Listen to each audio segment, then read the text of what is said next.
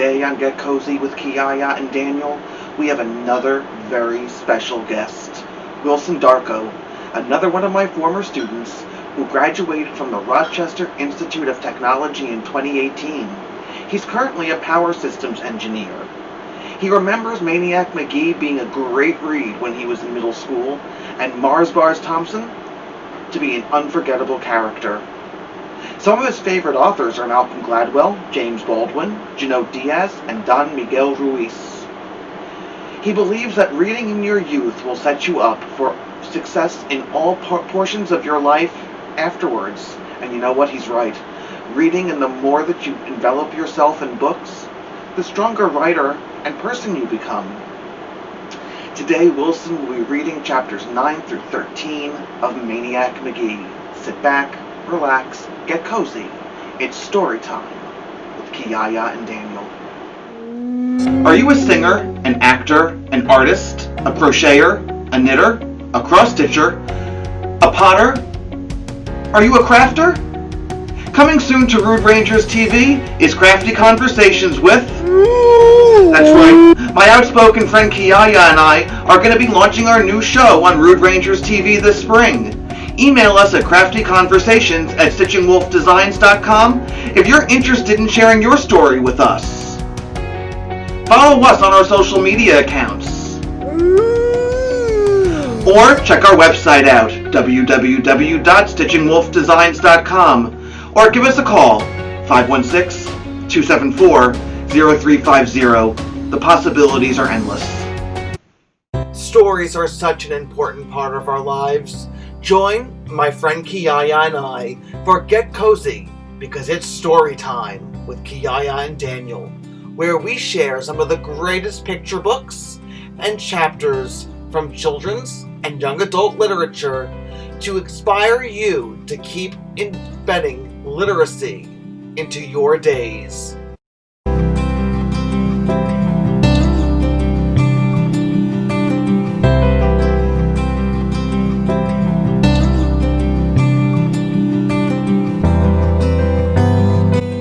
I'm Daniel, and Kiyaya and I are here to share this all with you.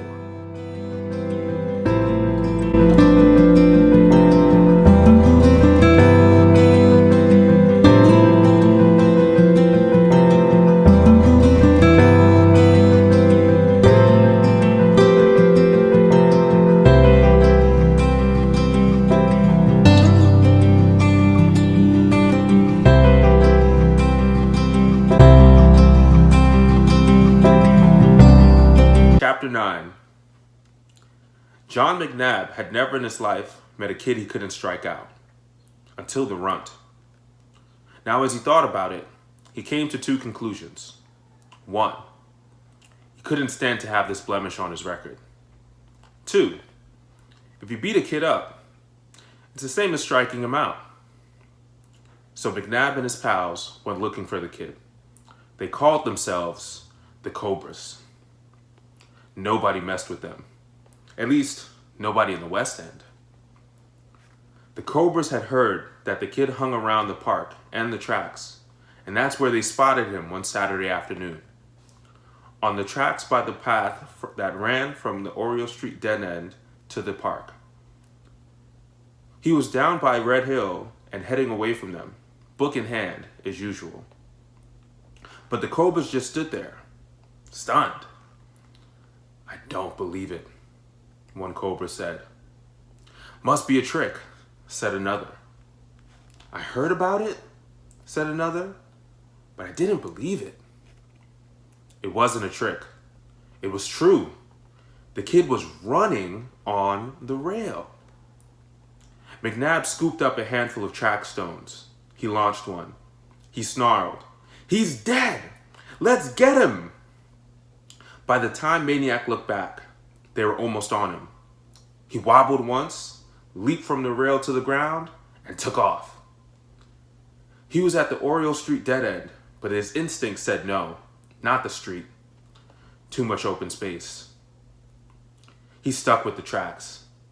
Coming into view above him was the house on Rayco Hill, where he had eaten spaghetti.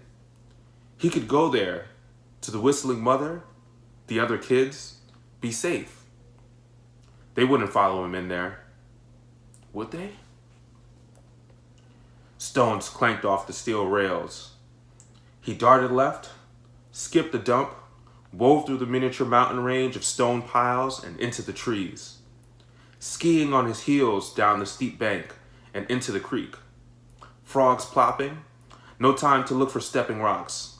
Yells behind him now, war whoops, stones pelting the water, stinging his back.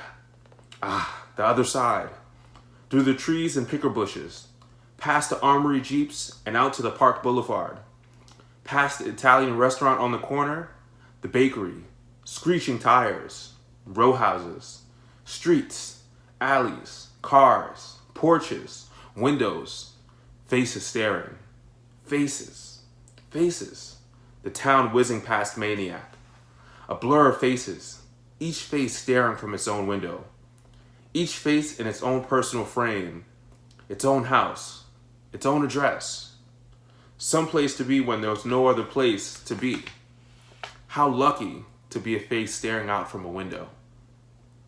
And then, could it be? The voices behind him were growing faint. He slowed, turned, stopped. They were lined up at a street a block back. They were still yelling, shaking their fists, but they weren't moving off the curb. And now, they were laughing. Why were they laughing? The Cobras were standing at Hector Street. Hector Street was the boundary between the East and the West Ends. Or, to put it another way, between the blacks and the whites. Not that you never saw a white in the East End or black in the West End. People did cross the line now and then, especially if they were adults and it was daylight. But nighttime, forget it. And if you were a kid, day or night, forget it. Unless you had business on the other side, such as a sports team or a school. But don't just stroll along as if you belong there. As if you weren't afraid. As if you didn't even notice you were a different color from everybody around you.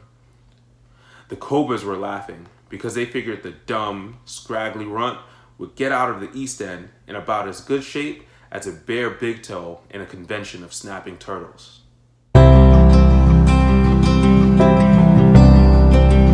Chapter 10. Of course, Maniac didn't know any of that. He was simply glad the chase was over. He turned and started walking, catching his breath. East Chestnut, East Marshall, Green Street, Art Street. He had been around here before. That first day with the girl named Amanda. Other days jogging through. But this was Saturday, not a school day. And there was something different about the streets. Kids, all over. One of them jumped down from a front step and planted himself right in front of Maniac. Maniac had to jerk to a stop to keep from plowing into the kid. Even so, their noses were practically touching. Maniac blinked and stepped back. The kid stepped forward. Each time Maniac stepped back, the kid stepped forward. They traveled practically half a block that way. Finally, Maniac turned and started walking. The kid jumped around and plunked himself in front again. He bit off a chunk of the candy bar he was holding. "Where you going?" he said. Candy bar flakes flew from his mouth. "I'm looking for Sycamore Street," said Maniac. "Do you know where that is?" "Yeah, I know where it is." Maniac waited, but the kid said nothing more. "Well, do you think you could tell me where it is?" Stone was softer than the kid's glare. Maniac looked around. Other kids had stopped playing, were staring. Someone called, "Do him, Mars!" Someone else, "Waste him!" The kid, as you probably guessed by now, was none other than Mars Bar Thompson. Mars Bar heard the calls, and the stone got harder. Then suddenly, he stopped glaring. Suddenly, he was smiling. He held up the candy bar an inch from Maniac's lips. Want a bite? Maniac couldn't figure. You sure? Yeah, go ahead. Take a bite. Maniac shrugged, took the Mars bar, bit off a chunk, and handed it back. Thanks. Dead silence along the street. The kid had done the unthinkable. He had chomped on one of Mars's own bars. Not only that, but white kids didn't just put their mouths where black kids had had theirs, be it soda bottles, spoons, or candy bars. And the kid hadn't even gone for the unused end. He had chomped right over Mars bar's own bite marks. Mars bar was confused. Who was this kid? What was this kid? As usual, when Mars bars got confused, he got mad. He thumped Maniac in the chest. You think you bad at something? Maniac, who was now twice as confused as Mars bar, blinked. Huh? You think you come down here and be bad? That what you think? Mars bar was practically shouting now. No, said Maniac. I don't think I'm bad. I'm not saying I'm an angel either. Not even real good. Somewhere in between, I guess. Mars bar jammed his arms downward, stuck out his chin, sneered. Am I bad? Maniac was befuddled. I don't know. One minute you're yelling at me, the next minute you're giving me a bite of your candy bar. The chin jutted out more. Tell me I'm bad. Maniac didn't answer. Flies stopped buzzing. I said, tell me I'm bad. Maniac blinked, shrugged, sighed. It's none of my business. If you're bad, let your mother or father tell you. Now it was Mars bar doing the blinking, stepping back, trying to sort things out. After a while, he looked down. What's that? Before Maniac answered, a book, Mars bar had snatched it from his hand. This ain't yours, he said. He flipped through pages. Looks like mine. It's somebody else's. It's mine. I'm keeping it. With rattlesnake speed, Maniac snatched the book back, except for one page, which stayed ripped in Mars bar's hand. Give me the page, said Maniac. Mars bar grinned. Take it, fish belly. Silence. Eyes. The flies were waiting. East End vultures. Suddenly, neither kid could see the other because a broom came down like a straw curtain between their faces, and a voice said, I'll take it. It was the lady from the nearest house, out to sweep her steps. She lowered the broom, but kept it between them. Better yet, she said to Mars bar, just give it back to him. Mars bar glared up at her. There wasn't an 11-year-old in the East End who could stand up to Mars bar's glare. In the West End, even high schoolers were known to crumble under the glare. To old ladies on both sides of Hector Street, it was all but fatal.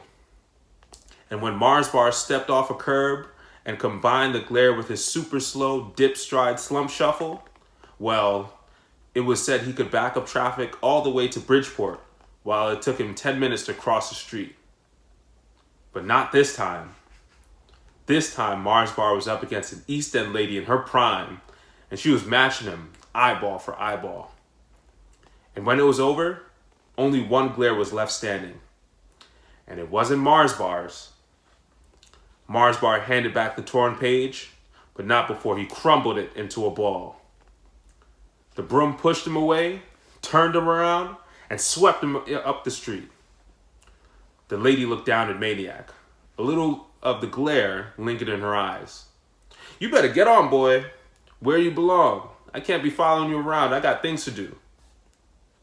Maniac just stood there a minute. There was something he felt like doing. And maybe he would have. But the lady turned and went back into her house and shut the door. So he walked away.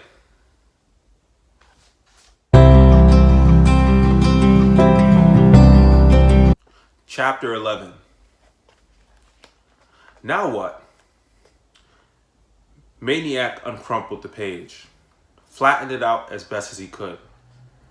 How could he return the book to Amanda in this condition? He couldn't, but he had to. It was hers. Judging from that morning, she was pretty finicky about her books. What would make her matter? To not get the book back at all, or to get it back with a page ripped out? Maniac cringed at both prospects. He wandered around the East End, jogging slowly, in no hurry now to find 728 Sycamore Street. He was passing a vacant lot when he heard an all too familiar voice.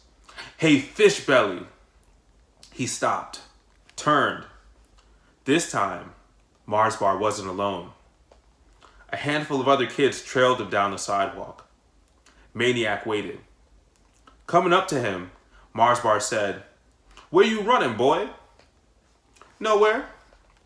"You running from us. You afraid?" "No, I just like to run." "You want to run?" Mars Bar grinned. "Go ahead. We'll give you a head start." Maniac grinned back. "No thanks." Mars Bar held out his hand. "Give me my book." Maniac shook his head. Mars Bar glared. "Give me it." Maniac shook his head. Mars Bar reached for it. Maniac pulled it away. They moved in on him now. They backed him up. Some high schoolers were playing basketball up the street, but they weren't noticing. And there wasn't a broom-swinging lady in sight. Maniac felt a hard flatness against his back. Suddenly, his world was very small and very simple. A brick wall behind him, a row of scowling faces in front of him. He clutched the book with both hands. The faces were closing in. A voice called, "That you, Jeffrey?"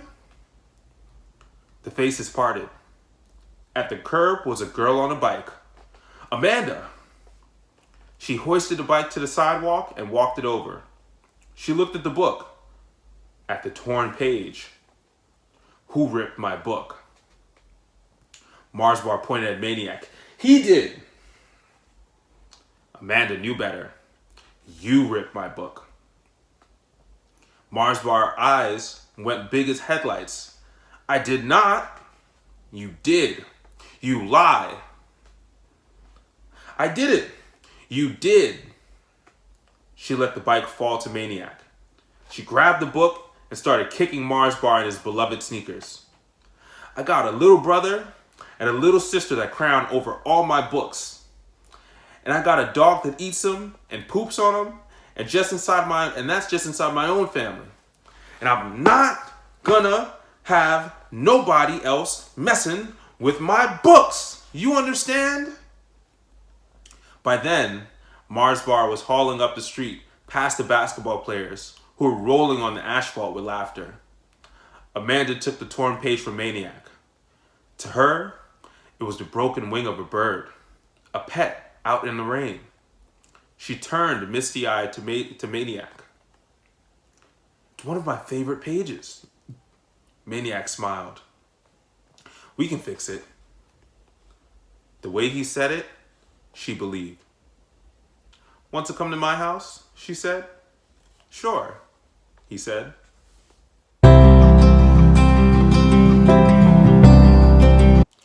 Chapter 12. When they walked in, Amanda's mother was busy with her usual tools, a yellow plastic bucket and a sponge. She was scrubbing purple crayon off the TV screen. "Mom," said Amanda, "this is Jeffrey." She whispered, "What's your last name?" He whispered, "McGee." She said, "McGee." Mrs. Beale held up a hand, said, "Hold it," and went on scrubbing. When she finally finished, she straightened up, turned, and said, "Now what?" "Mom, this is Jeffrey McGee. You know." Amanda was hardly finished when Maniac zipped across the room and stuck out his hand. "Nice to meet you, Mrs. Beale." "Mrs. Beale." They shook hands. Mrs. Beale smiled. "So you're the book boy." She started nodding. Amanda came home one day. Mom, there's a boy I loaned one of my books out to. Loaned a book? You? Mom, he practically made me. He really likes books. I met him on... Mom, Amanda screeched. I never said all that. Mrs. Beale nodded solemnly. No, of course you didn't, and gave Maniac a huge wink, which made Amanda screech louder until something crashed in the kitchen. Mrs. Beale ran. Amanda and Maniac ran. The scene in the kitchen stopped them cold. One little girl, eyes wide, standing on a countertop. One little boy, eyes wide, standing just below her on a chair. One shattered glass jar and some stringy pale-colored glop on the floor. One growing cloud of sauerkraut fumes. The kid was Hester, age 4. The boy, Lester, age 3. In less than 5 minutes, while Mrs. Beale and Amanda cleaned up the floor, Hester and Lester and their dog Bow Wow were in the backyard wrestling and tickling and jumping and just generally going wild with their new buddy and victim, Maniac Magee. Maniac was still there when Mr. Beale came home from his Saturday shift at the tire factory. He was there for dinner, when Hester and Lester pushed their chairs alongside his. He was there to help Amanda mend her torn book. He was there watching TV afterward, with Hester riding one knee, Lester the other. He was there when Hester and Lester came screaming down the stairs with a book. Amanda screaming even louder after them. The kids shoving the door and themselves onto Maniac's lap. Amanda finally calming down because they didn't want to crayon the book. They only wanted Maniac to read it. And so he read Lyle, Lyle, Crocodile to Hester and Lester, and even though they pretended not to listen, to Amanda and Mr. and Mrs. Beale. And he was there when Hester and Lester were herded upstairs to bed, and Mrs. Beale said, "Don't you think it's about time you're heading home, Jeffrey? Your parents will be wondering." So Maniac, wanting to say something but not knowing how, got into the car for Mr. Beale to drive him home. And then he made his mistake. He waited only 2 or 3 blocks to go by before saying to Mr. Beale, "This is it." Mr. Beale stopped, but he didn't let Maniac out of the car. He looked at him funny. Mr. Beale knew what his passenger apparently didn't. East End was East End, and West End was West End. And the house this white lad was pointing to was filled with black people, just like every other house on up to Hector Street. Mr. Beale pointed this out to Maniac. Maniac's lips started to quiver, and right there, with the car idling in the middle of the street, Maniac told him that he didn't really have a home, unless you counted the deer shed at the zoo. Mr. Beale made a U-turn right there and headed back. Only Mrs. Beale was still downstairs when they walked into the house. She listened to no more than 10 seconds worth of Mr. Beale's explanation before saying to Maniac, "You're staying here." Not long after, Maniac was lying in Amanda's bed, Amanda having been carried over to Hester and Lester's room, where she often slept anyway. Before Maniac could go to sleep, however, there was something he had to do. He flipped off the covers and went downstairs. Before the puzzled faces of Mr. and Mrs. Beale, he opened the front door and looked at the 3 cast iron digits nailed to the door frame. 728. He kept staring at them, smiling. Then he closed the door, said a cheerful good night, and went back to bed. Maniac Magee finally had an address.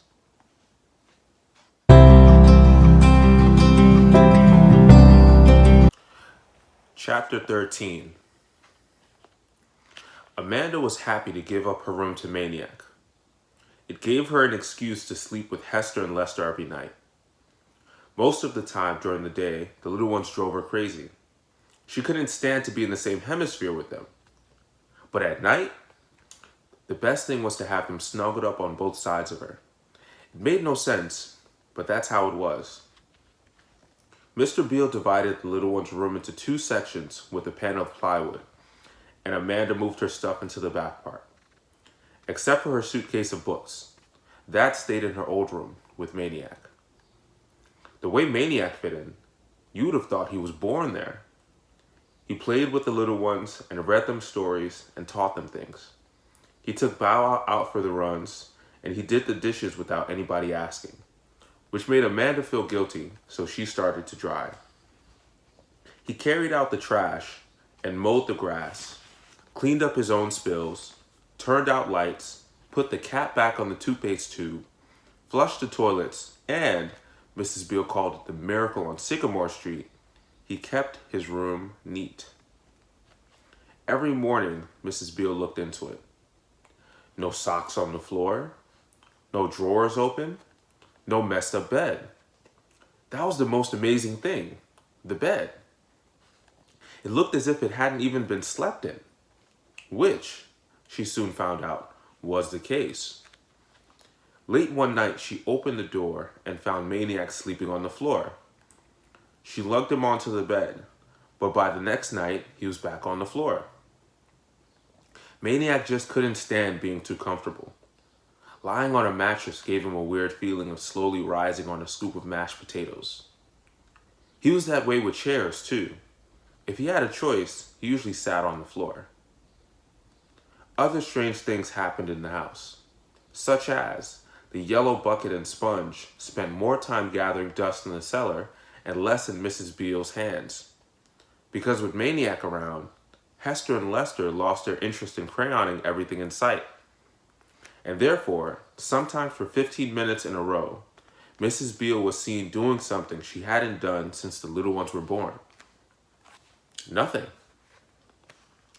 Such as, Amanda started leaving her suitcase of books home. Such as, everybody's fingertips started to heal. Because Maniac took over the endless, thankless job of untying Hester and Lester's sneaker knots. Such as, Hester and Lester started to enjoy taking a bath, which was the solution to a very huge problem in the Beale household. Once upon a time, Hester and Lester loved to get a bath, as long as Amanda got one with them. It was a little crowded, especially when the little ones added their boats and floating dinosaurs, but it was fun and warm and yelpy and soapy. Then came the day when Amanda entered 4th grade, and she decided she was too old to tub it with her little brother and sister. They begged her and begged her, but she wouldn't get in. They tried to storm the bathroom when she was in there, but she locked the door on them. And so the little ones went on strike. They placed their hands on Lyle Lyle Crocodile and swore they would never take another bath until Amanda joined them. And even though they couldn't stop their much larger mother from lifting them up and plunking them in the water, they could refuse to touch the soap or washcloth. They could make her do it. They could sit there all stiff with their chins down in their chests and their arms folded tightly and their legs clamped together. And if their mother wanted to wash their armpits, she would have to get a crowbar and pry their arms up, because they sure as heck were not going to move. That's the way it was for a long time, until Maniac arrived. On that first Sunday, as soon as the little ones found out that their new pal had slept over, they mobbed him. Jeffrey, get a bath with us, will you? Maniac replied, sure, okay. Not thinking much about it. After all, it was still before breakfast. But the little ones never let up. And at exactly 9:15 a.m., the three of them got into the tub. By the time they got out, it was too late to go to church and almost lunchtime. From then on, the baths usually took place at night. Sometimes Mrs. Beale would poke her head in and stare. One little black girl, one little black boy, one medium white boy. And she would smile and wag her head and sigh. Never saw such a tub. The time she heard Lester and Hester yelling for help, though, she was downstairs. She came running. What's the matter? The little ones pointed. Look! She looked. Maniac was covered with blotches, round red blotches, all shiny from the bathwater. They looked something like little pepperonis. They took him to the doctor. The doctor took a look and said it wasn't chickenpox, and it wasn't measles. He said it might be an allergy. He asked what the boy had had for dinner. Mrs. Beale answered, "Pizza." "Well," the doctor chuckled, "can't be that.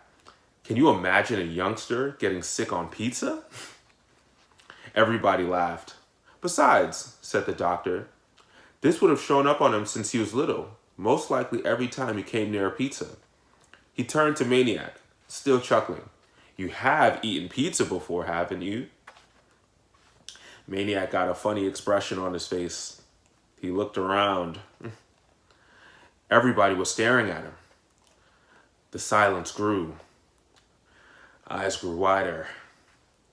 And that's how they found out that Maniac Magee was allergic to pizza.